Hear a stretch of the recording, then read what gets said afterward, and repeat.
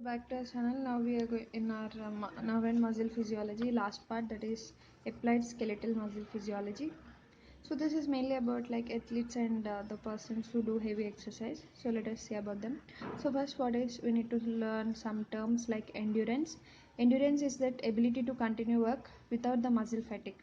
Means without undergoing the process of relaxation, that is continuous contraction. That is endurance. To continue the work here, it is work is nothing but a contraction of muscle. And oxygen depth, it is continued elevation of oxygen consumption above resting value that occurs during recovery phase of exercise. So this is like continued elevation of oxygen consumption, means we are continuously using the oxygen above the resting value, or actually it should come to rest and again after some time we need to use it, but above the resting value that occurs during recovery phase of exercise. We have done one part of exercise and we are taking some some break, and again we are going to start one more exercise. So even in that recovery phase of exercise we are using the oxygen, then it is called as oxygen depth. And next, let us see power. Power is the total amount of work which is performed by a muscle per unit time. So how much of work is done by muscle per unit time? So for example, per 1 second we have done this much of contraction. So that is a power. And next, coming to strength. Strength is a maximal contractile force, that is for comparison between muscles. This may be expressed as per unit muscle cross sectional area. So this is a maximum contractile force, that is a strength, means how much contraction it can do. So mainly in stressful conditions, for circulatory system, it's stressful condition uh, when a person does a strenuous exercise, because almost 40% of our body skeletal muscle require higher amount of blood. So normally in circulatory system, in resting stage a muscle may take either a low amount of blood, or it may also not take a blood in a resting state.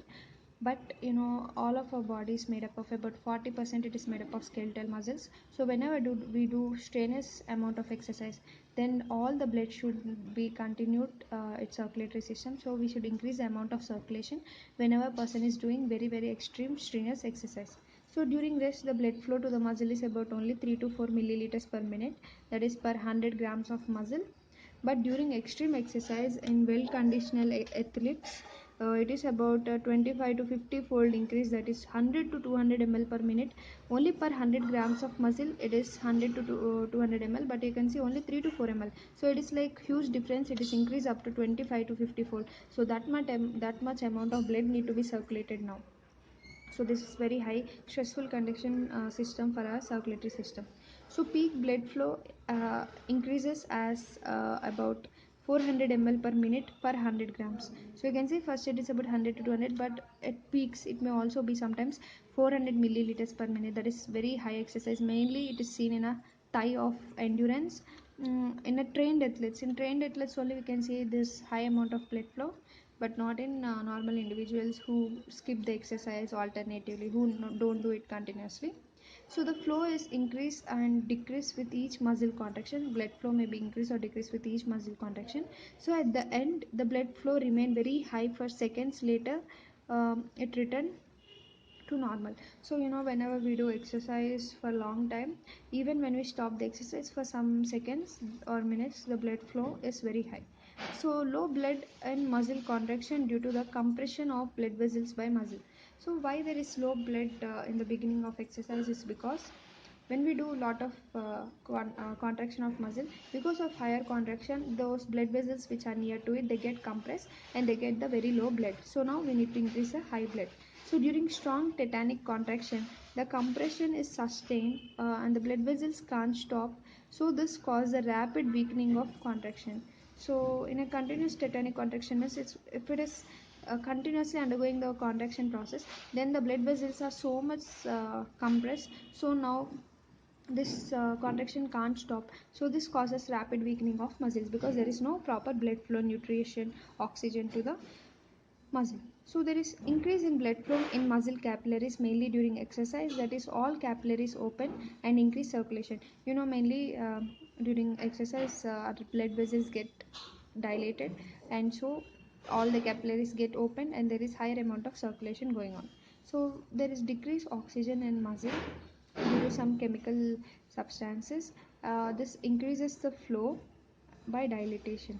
So whenever the blood vessels undergo the process of dilation, there is increase in the blood flow, uh, but decrease in oxygen due to some chemical substances. It is wantedly done to decrease the oxygen in muscle so that we can increase the higher blood flow by dilatation. And normally adenosine is given for vasodilation, for higher vasodilation hour, and it can be up to 2 hours. It can sustain up to 2 hours, but during exercise there is higher amount of vasodilation when compared with externally given adenosine. So you can expect that when exercise is going on, there is higher amount of vasodilation, mainly by these factors like potassium, ATP, lactic acid, and also carbon dioxide. So the nervous control of blood flow is mainly done by a sympathetic vasoconstriction nerve and also sympathetic vasodilator nerve. So the sympathetic vasoconstrictor nerve mainly secretes the norepinephrine, and it decreases the blood flow in the rest. And the medulla of adrenal part also increase norepinephrine and epinephrine together during exercise. Norepinephrine mainly act on the vasoconstriction alpha vasoconstrictor receptor, and epinephrine slightly is also having a dilator effect, but mostly it is constricted because it is exciting the beta adrenergic receptor. So when beta adrenergic receptor is activated, actually it causes dilation of vessels, but here you can see mainly norepinephrine and epinephrine cause constriction effect. So increase in size of blood vessel, increase in strength, increase in size of muscle, increase in strength of muscle, that is due to increase in contraction. It is maximum 3 to 4 kg per centimeter of uh, cross section. So the power is actually measured in units like kg meter per minute, and this power is nothing but it can lift 1 kg weight to half to the height of 1 meter. And endurance is increased by increase in carbohydrates. So if a person is eating more amount of carbohydrates, he can have more endurance. So now let us continue our topic. We are in our endurance. So endurance is increased mainly by our eating more amount of carbohydrate diet, and mainly by glycogen, because glycogen is a stored form of carbohydrate, that is which can break it down to glucose and provide energy. So the basic metabolic system in the muscle is done by three systems, that is our phosphocreatine system, this is also called as creatine system, and glycogen lactic acid system, and also we have our aerobic system. So by this three metabolic process, our muscle get energy to function the process of contraction and also extreme types of contraction in the case of heavy exercises. So you can see ATP used for the muscle contraction, and next it is converted into ADP first, and next into AMP, that is adenosine monophosphate, here adenosine diphosphate. So this phosphocreatine, this PCA means here phosphocreatine system. This phosphocreatine system is also known as creatine phosphate, and it is instantly converted into ATP, so that this ATP along with this phosphocreatine together are called as phosphogen energy system. Maximum the muscle power for this means this system can provide the maximum muscle power for about 8 to 10 seconds. And if coming to glycogen lactic system, here what happens is glycogen is broken down to glucose, and later the glucose is converted into energy. This glucose may also breaken down into pyruvic acid or into lactic acid. If it is converted into pyruvic acid, it produces 4 ATP, and next this pyruvic acid binds with the oxygen in the mitochondria, and later it converts into more ATP. Otherwise, if there is no oxygen, in the presence of oxygen, the glucose converts the pyruvic acid into more ATP. But if there is no oxygen, then the pyruvic acid is converted into lactic acid. So this is how the energy mechanism is going on by means of glycogen lactic system. And next the process undergoes is glycolysis, where if there is no oxygen present during the process of glycolysis, then there is called as anaerobic metabolism. Aerobic means in the presence of oxygen. Here anaerobic means in the absence of oxygen. So glycogen actually is a rapid source of energy for short time, only for the short time. Even this phosphocreatine system is for seconds, 8 to 10 seconds, but this glycogen lactic system may remain up to, you can see, minutes, 1.3 to 1.6 minutes activity. Rapidity is half of phosphogen system. This glycogen lactic system rapidity is half only, because this creatine phosphocreatine system is more rapid when compared with this glycogen lactic system. And now let us see this aerobic system. So in aerobic system, the oxidation of food in the mitochondria, in the mitochondria the food, it undergoes oxidation and it is converted into energy, and this energy is in nothing but ATP for prolonged activity. So remember that aerobic system is used for prolonged activity, but whereas this phosphocreatine system or phosphogen system or glycogen lactic system is only up to minutes. This is up to minutes, phosphocreatine up to seconds, but this aerobic can be up to prolonged times. As a phosphocreatine can reform the ATP, even the energy from the glycogen lactic acid can reform both the phosphocreatine and also ATP. This is important to remember. And the energy from the oxidative metabolism of aerobic system is mainly used to reconstitute all the forms like ATP, phosphocreatine, glycogen lactic system. So you can understand this is a very big system which can reform all the three. So reconstitution of lactic acid means is to remove the excess lactic acid in the body fluids. So what are the uses to remove the extra lactic acid? Because it causes extreme fatigue. If it is more amount, then it causes more fatigue. So if it is less, it is better for us. So the lactic acid next converts into pyruvic acid, or the lactic acid may also convert into glucose in the liver, and the glucose is in turn replenishing the glycogen stores of the muscle, so that again energy is produced. So in heavy exercises, mainly the aerobic energy is decreased, mainly due to oxygen depth and also depletion of glycogen stores in the muscle. Now let us see what is this oxygen depth. So normally 2 liters for 2 liters of oxygen is required for aerobic metabolism. That is 0.5 is present in oxygen in the air of lungs, and 0.25 is present in our body fluids, and 1 liter is combined with the uh, hemoglobin of our blood. So and 0.3 liters is present in a muscle fiber. So total 2 liters of normal oxygen is required for the aerobic metabolism. But in heavy exercise, the stored oxygen within the muscle and so required by breathing. So this is what in heavy exercises the stored oxygen is completed within the minute. This is here minute. So higher amount of oxygen is also required for the exercise, and so this is also required by the breathing process. So 9 liters of oxygen is consumed to reconstitute both the phosphogen and lactic acid system. So this extra oxygen which is repaid about, that is 11.5 liters, this is called as oxygen depth. So the extra oxygen which should be repaid, that is mainly about 11.5 liters, this is mainly called as oxygen depth. So that's what we need to remember. And now we will see that the early portion of oxygen depth is called lactic acid oxygen depth, that is about 3.5 liters, and the later portion of oxygen depth is called lactic acid oxygen depth, and that is about 8 liters. This is in a case where a person does exercise for longer time and later he stops. Even after stopping, we need some more extra amount of oxygen. Once we see the textbook to understand these points. So here you can check out mainly that kilogram meters per minute, that is for first 8 to 10 seconds we required 7000 of power. So this is about uh, the maximum power which is achievable by muscles in a body of highly trained athlete. So in a highly trained athlete, how the power will be in the muscles for how many seconds, let us see. For first 8 to 10 seconds it will be about around 7000, and for next 1 minute it will be 4000, and 30 minutes later it will become 1700. So you can see how the power is going on decreasing as the time is increasing. So this is what we need to remember. So whenever we, even normal person, not only athlete, even normal person, if he does exercise, he gets tired and its muscle power is also decreased while time is increasing. So here you can see high carbohydrate diet. Because of high carbohydrate diet, the person can have its muscle contraction up to 240 minutes, and mixed diet like all nutrients, carbohydrates, fats, proteins, then it can provide up to 120 minutes of nutrition for muscle, and high fat diet mainly gives only 85. So here you can understand that carbohydrate is a main source for the muscle to have a higher amount of contraction for time. So you can see gram per kilogram of a muscle is glycogen which is stored in the muscle before the race started. Explain these differences. So the amount stored are approximately following. So this is about the glycogen storage. In high carbohydrate diet, the glycogen stores will be 440, because you can understand glucose only converts into glycogen in the store in the cells. So mixed diet only 20, and high fat diet only 6. So this is what we need to. So in both cases, if you see, carbohydrates should be more, having a greater position. As we discussed, the three main systems for the muscle contraction are phosphocreatine, glycogen storage, and also a lactic glycolysis pathway. So we have seen all those things. So you can see this glucose, fatty acids, amino acids combined with oxygen to form carbon dioxide and water along with the urea, whereas glycogen is converted into lactic acid, in the absence of oxygen in anaerobic conditions.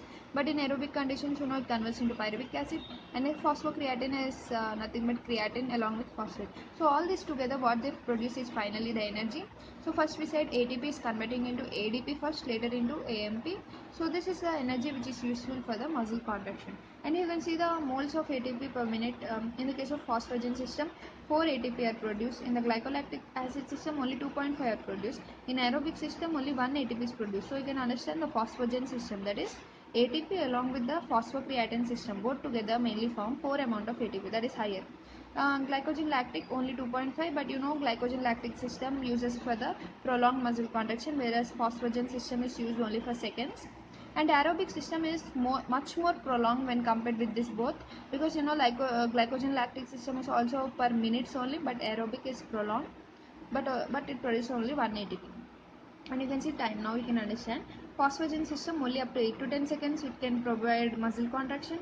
Glycogen lactic acid system only up to 1.3 to 1.6 minutes, whereas aerobic system is unlimited time as long as the nutrients last. So we can select aerobic system means nothing but the persons who are participating in any athletic competitions, they should have more amount of carbohydrates to perform it for a longer time.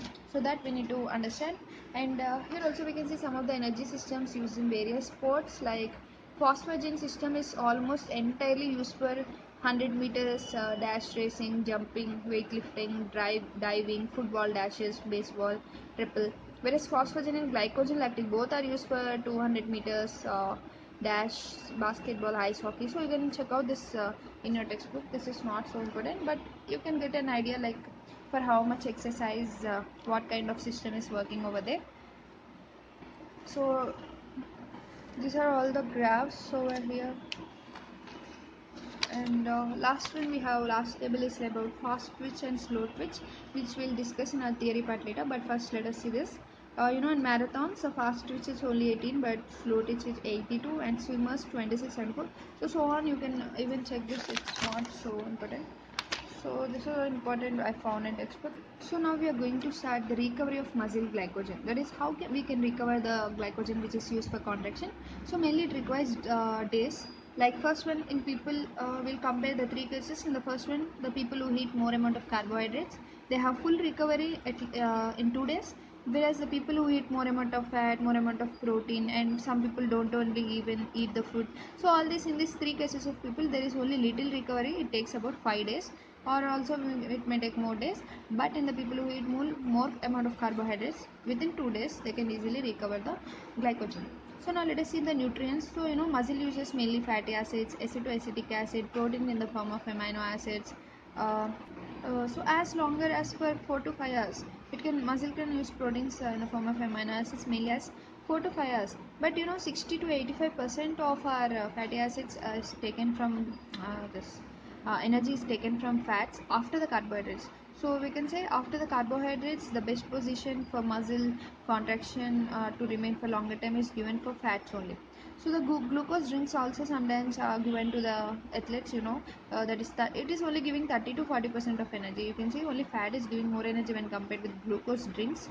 So it's better to eat more amount of carbohydrates for athletes, and later you can also have some fatty food. So after first 3 to 4 hours, the fat can produce 50% of required energy.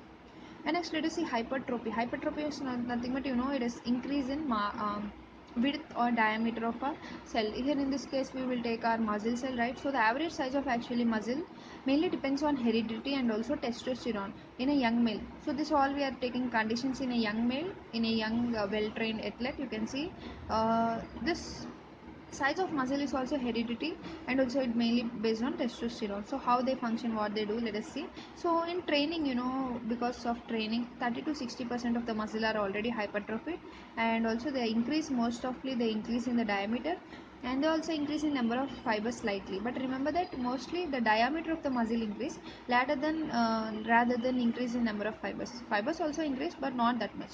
So here you can see only slightly, that's what they mentioned. And hypertrophy mainly increase the myofibrils and increase 120% of phosphagen metabolism, that is ATP, along with the phosphocreatine system, and 50% of stored glycogen is increased, and 75 to 100% of stored triglycerides and fats, and also so anaerobic and aerobic metabolism both increase, so that oxygen system is also increased about 45%. So of course, if a muscle is increased, all its activities, all its metabolism process, everything should increase to supply that huge muscle now. So you can see actually twitches. What are these twitches? They are divided into fast twitch and slow twitch. These are mainly used to determine the athletic capabilities of different individuals. You know, different one individual is more suitable for swimming, one is more suitable for running, one is more suitable to weightlifting. So we can mainly differentiate the people that what kind of activity is chosen for them mainly by this fast twitch and slow twitch mechanisms. So this fast twitch and slow twitch can be determined entirely by genetic inheritance mainly. So by genetic inheritance we can find out that what kind of boy or girl is suitable for which kind of activities. So now let us see the gender difference in case of our muscle. So you can see in a young male athlete, we have mostly seen all these functions till now. This is all about young male athletes. Now let us see in female what factors can be determined. In female mainly muscle strength, pulmonary ventilation, cardiac output, all these are determined because they are mainly related to the muscle mass, vary between 2/3 and also 3/4 of values recorded in male. So they may vary with male. Of course, male have more amount of muscle diameter when compared with female, and female have more amount of fat because of a estrogen, but male have more amount of muscle mass because of a testosterone. So let us see. So female muscle is almost equal to male, but between 3 and 4 kg per centimeter, but there varies some mass difference and also some strength difference. So top female performer running speed that was 11% less than that of top male performance. So other events like female greater records than male, of course sometimes in other events they may be greater. So example in swimming mostly females are greater than male because as female have more amount of fat, they can easily have that movement in water. So testosterone is produced by male testes. Yeah, it's a powerful anabolic effect in causing the greatly deposition of proteins everywhere in the body, especially in the muscles. So remember that because of testosterone there is lot of protein in the muscles, so that it can give a more amount of contraction when compared with female. And in a normal male also there is because of testosterone, 40% of the muscles are already larger before doing exercise. Not only in athletes, even in normal male also, already their muscles are 40% greater when compared with female because of the testosterone. But you can imagine only normal male only, if it is 40% larger, then a person who is doing lot of exercise, of course his muscle mass would be more greater. So estrogen, it is mainly useful for the deposition of fat, especially in the breast, hips, and also subcutaneous tissue in female. And so non-athletic female have only 27% of body fat. So this is helpful for performance depending on speed or ratio of total body muscle strength, etc. In non-athletic male, 15% fat is present. So you can remember, you can understand now, even in non-athletic male also there is only low amount of fat, but female in non-athletic she only have more amount of fat when compared with a non-athletic male. Now let us see the drugs and athletes, how they are related. So mainly usage of caffeine products, coffee, etc. So this increase mainly 7% of athletic activity, but in some others there is no change, significant change. So still this caffeine usage is still doubtful. And also use of male sex hormones, androgens, or in anabolic steroids increase the muscle strength in female, especially in female when compared with male, because female have more amount of fat because of estrogen. So some athletic female try to use this male steroids, anabolic steroids, but these are harmful to them because they increase high risk of cardiac diseases and also some abnormal changes in physical characters like male, and also voice may change. So these are the drawbacks for the female. And also sometimes male also use this anabolic steroids for the extra performance. So actually, but there is higher risk of cardiovascular diseases. This causes hypertension, high density blood lipoproteins, and also increase the low density lipoproteins.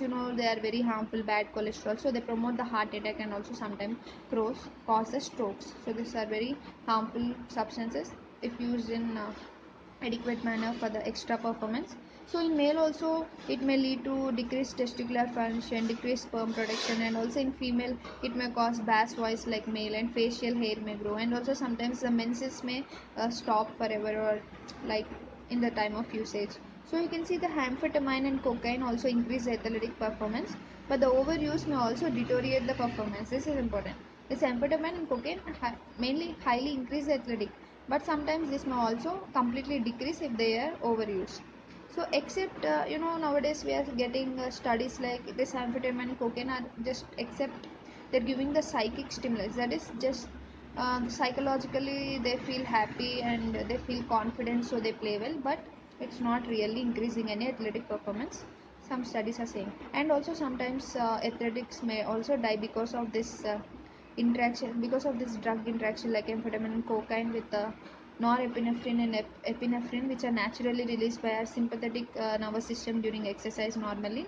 So this both interact with each other and they may cause death due to overexcitability of heart muscles and leading to ventricular fibrillation, and so that it is lethal within seconds. So it is very lethal condition. So always we need to not take any medications by ourselves or by overdosage or etc. So always be careful with this medicines.